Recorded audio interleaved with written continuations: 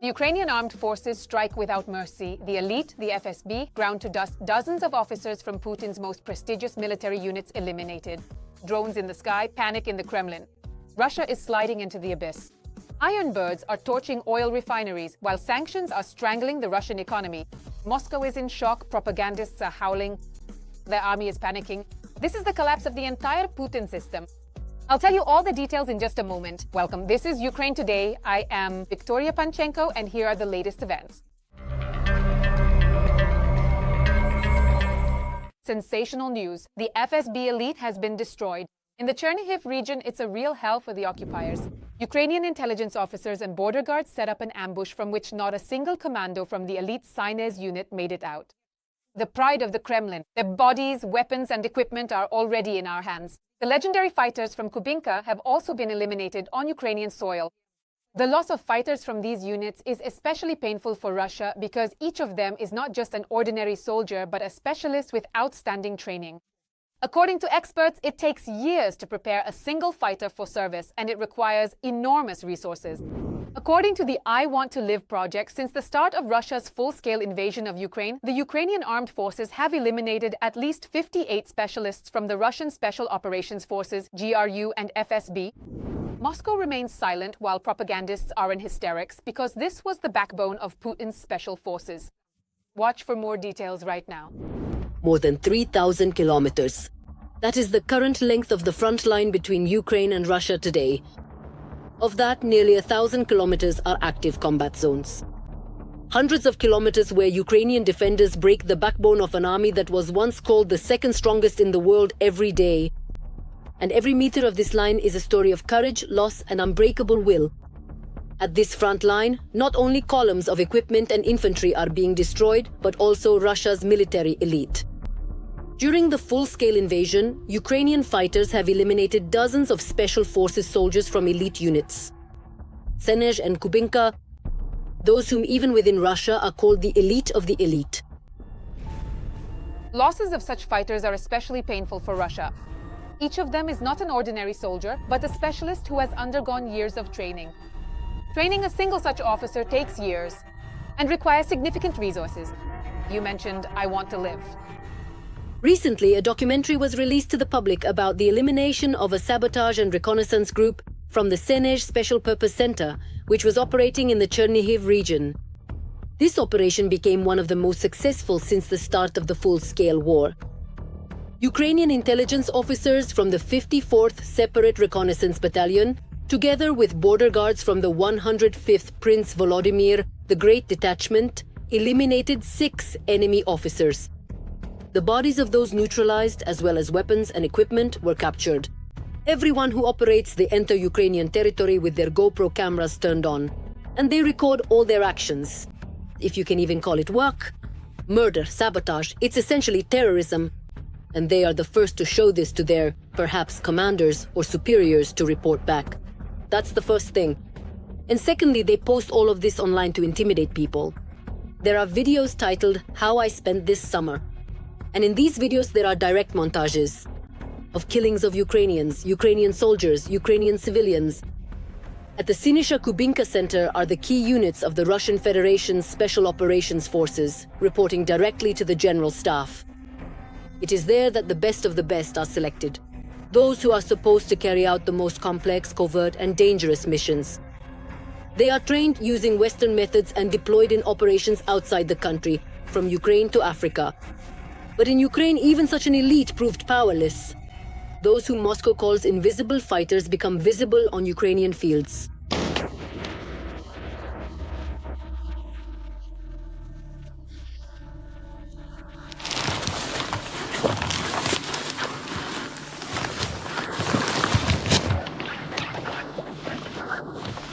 According to the I Want to Live project, during the war, Ukraine has eliminated at least 58 operatives from the Russian Special Operations Forces of the GRU and FSB.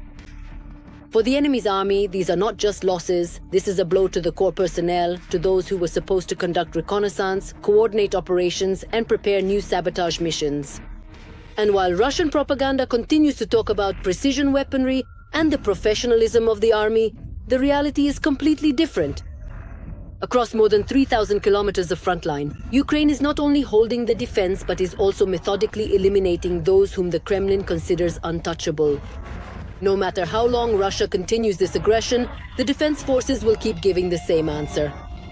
No invader will remain alive on Ukrainian soil. About what is happening at the front and around it? In recent days, Russia has been trying hard to conceal this. This is no longer just a crisis, it is a catastrophe for the Russian troops. The front in Donetsk region and in the southern direction is cracking and collapsing.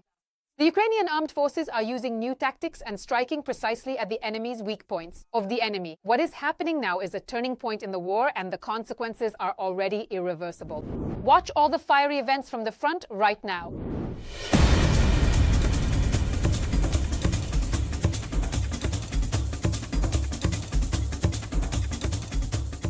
The Russians' mechanized assaults are suffering a complete collapse.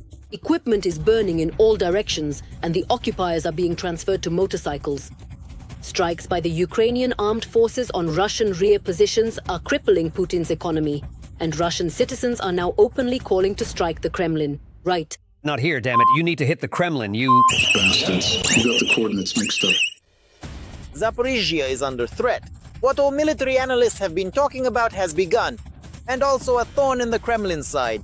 Pokrovsk is holding on, drawing Russian reserves to itself and preventing Moscow from gaining a strategic advantage along the entire front line. Russia is trying to take advantage of the last weeks of good weather and advance as much as possible on the front. This is exactly why the enemy suffered record losses of heavy equipment in October compared to the entire year of 2025.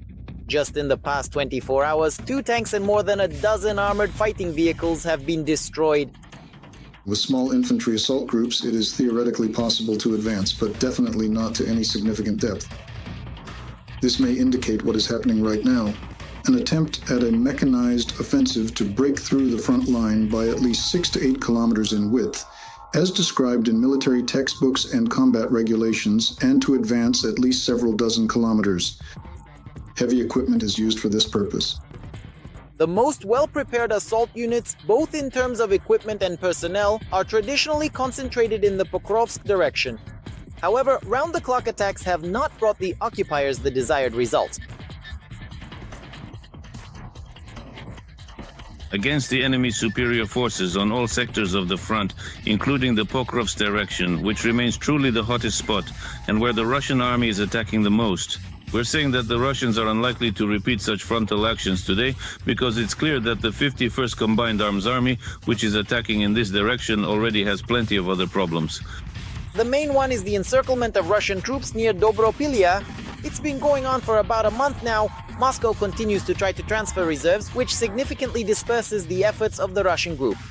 As a result, all that has been achieved regarding Pokrovsk is the presence of small Russian sabotage and reconnaissance groups on the outskirts of the city. Indeed, counter-sabotage operations are very active today. Accordingly, the main task for the defense forces is to drive the Russians out of urban buildings as much as possible, because engaging in urban combat is the Russians' objective at this stage. To gain a foothold in the city accordingly, in order to wait for reinforcements from other forces. At the same time, it seems that another hotspot may become the Zaporizhzhia direction. After Pokrovsk, this is the second place where the Russians are trying to break through with large mechanized columns. However, they are also unable to achieve any results there. The situation has reached the point where even the Zivin correspondents, who usually praise all the wise decisions of the command, have been forced to change. Their rhetoric refers to the specific ways in which they use language, including their choice of words, tone, and style, to persuade, influence, or communicate their ideas and intentions to others. They continue to actively recruit personnel just to be wiped out in columns.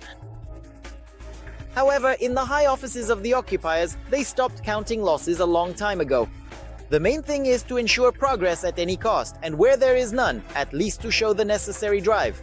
I believe that it is extremely important for the enemy to get as close as possible to the regional center of Zaporizhzhia. Control over this settlement would not only allow Vladimir Putin to claim that he controls the entire Zaporizhzhia region, but would also seriously damage the infrastructure, primarily the industry there. The regional center in the south of Zaporizhzhia region is sufficient. There is a large distance between settlements, which means the enemy has the opportunity to maneuver forces and resources. At the same time, today's maneuvers are mostly aimed at controlling Ukrainian logistics. After all, a large weapons hub in the form of the regional center allows the AFU to quickly deliver ammunition and reserves. In the Poltavka-Malinovka, Uspenovka sector, Russian infantry regularly conducts assault operations, mainly using convicts and other expendables. The logistics situation is about the same as in all other directions. The Russian armed forces are trying to control all transport routes, setting up ambushes with FPV drones, including using optics.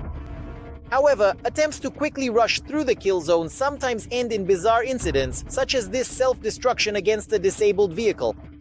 They were heading into an attack, but because of the smoke from smoke grenades, they didn't see the knocked-out armored vehicle and crashed into it. One after another.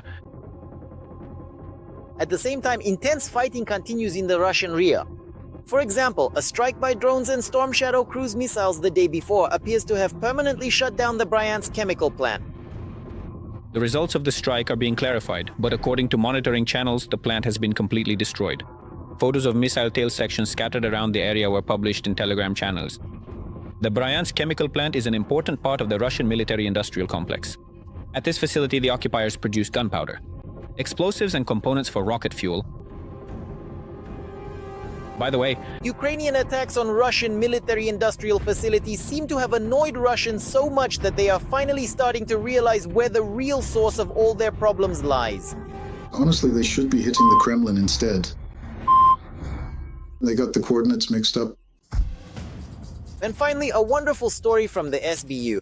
After watching yet another propaganda video about Russian light aircraft intercepting drones, the security service decided to make their own video.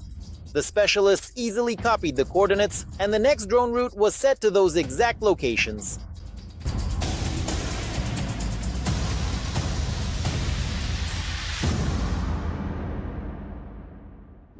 Every voice matters. Join our community, support independent journalism, and help us bring you the truth from Ukraine. Become a member of Ukraine Today. Join us now. The Russians are feeling the heat even in their rear areas. Almost every night, drones pay a visit to Putin's oil refineries. And the propagandists are having a meltdown at just the mention of Ukrainian iron birds. They're causing a stir even on the front lines. Occupiers' equipment is burning and drones are hunting down every movement. Russia is losing ground and chaos is breaking out in the rear. Jokes aside, sanctions are eating away at the Russian economy. And now there's another round of sanctions from the US. And this time they're hitting Putin where it hurts most. His cash cow, oil and gas. In short, the Kremlin is starting to cut costs everywhere. More details in the following report. Watch until the end, it's worth seeing. Friendly Ukrainian drones visited the Plastmass military plant near Chelyabinsk, resulting in a powerful explosion there. The facility manufactures and disposes of munitions.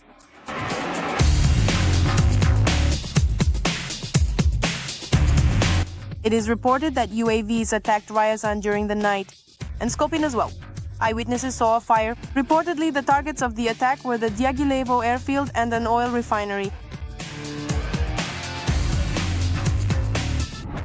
The occupiers are also feeling the heat at the front.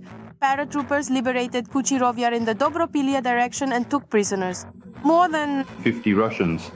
In the Dobropilya direction, this particular event occurred while Ukrainian forces were actively engaged in neutralizing and addressing the immediate consequences and aftermath of a significant Russian breakthrough which had managed to penetrate deep into established Ukrainian defensive positions.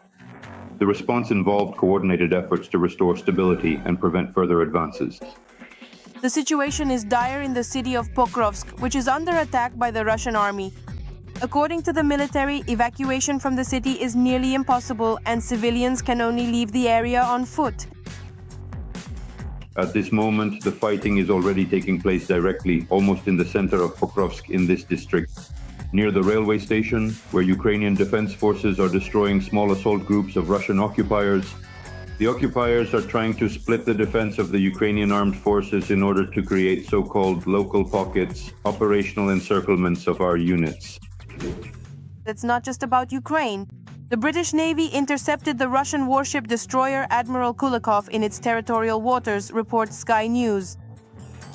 The Russian Federation is trying to show that it is ready to raise the stakes in its confrontation both with NATO countries and the United States.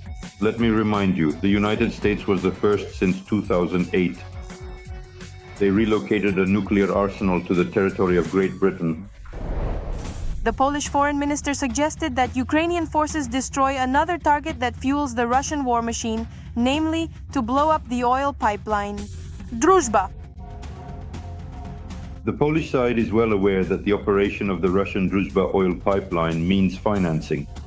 First and foremost, the active phase of hostilities on our country's territory. The Donald Trump administration lifted a key restriction on Ukraine's use of long-range missiles that had been imposed by Western partners. This effectively allows Kyiv to strike targets on Russian territory and increases military pressure on the Kremlin, according to the Wall Street Journal. Commenting on the information circulated by journalists, Trump noted that Ukraine is using European missiles and he cannot control that. The American president also described the intentions of the Russian dictator. I've always felt that he wants all of Ukraine, not just a part of it. Now I think he will want to enter into negotiations. I think he'll agree, we'll see. On the morning of October 23rd, the European Union announced the approval of the 19th package of sanctions against Russia. It is aimed at restricting the export of liquefied natural gas and monitoring the activities of the shadow fleet, which is used for transporting oil. The measures will also affect Russian banks, cryptocurrency exchanges, and companies in China and India that help Moscow circumvent previous sanctions. By the way, due to the budget deficit, the Russian Ministry of Defense has already started to cut costs. For now, they will be saving on items ranging from paper and cartridges to building materials. But in this regard, it's important to understand that this is only the beginning of tightening the belt. There's more to come. And what do you think about the latest events? We look forward to your comments. There's more ahead. Stay informed about the main news and don't forget to like. Wishing you peaceful skies above.